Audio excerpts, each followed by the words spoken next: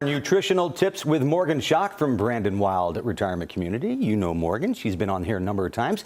A dedicated registered dietitian and certified personal trainer who's providing expert nutritional guidance for the residents at Brandon Wild. And today she's here to talk to us about how our diet can help our sleep patterns here today. Good to see you. Yeah, thanks for having me. All right, the days are getting shorter, the nights are getting longer. People are probably more tired or they're having trouble falling asleep, but your diet can actually help with your sleep patterns. Yeah, it can, for sure. It can definitely decrease our body's internal clock or our circadian rhythm that we've all heard of. It can get thrown off, so we feel a little more sluggish. I know I have been more recently. You know, we notice by 7 o'clock it's starting to get darker.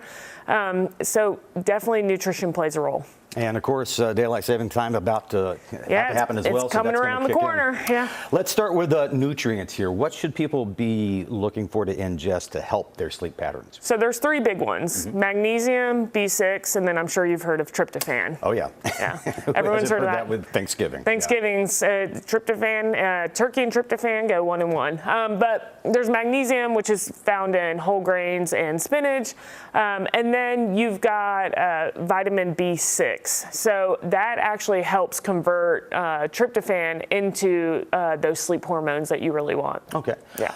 Now, these obviously sound like great choices, but are there foods that you should avoid before you go to bed? Well, you know, the two that I like, alcohol and caffeine, which most of you probably like, we want to limit those. Those can really disrupt your sleep cycle. Of course, you know, try to get your cup of coffee in the morning and then really limit it in the afternoon, evening time. And of course, alcohol, I've always said, one alcoholic beverage, drink a glass of water with it. Right. Yeah. Okay, go with that too. What about routines? Everybody has their own routine. They may do something before they go to bed. Does that matter? It does. With timing when it comes to that? So I'm sure you've heard of, you know, the light, don't 2 hours before bed, try not to have any crucial light on your eyes.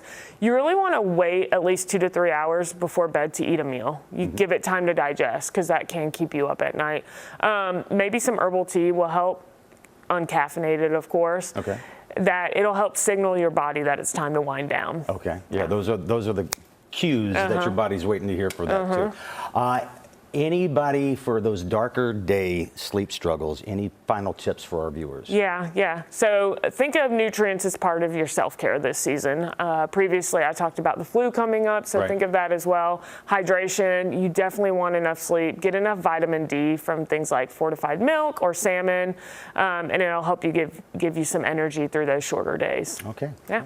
We'll get through daylight savings time together, everybody. We will. We'll do it. Yeah. And get some sleep, would you please? Morgan Schaack, Brandon Wild Community, thanks for joining us. Thank you. Yeah.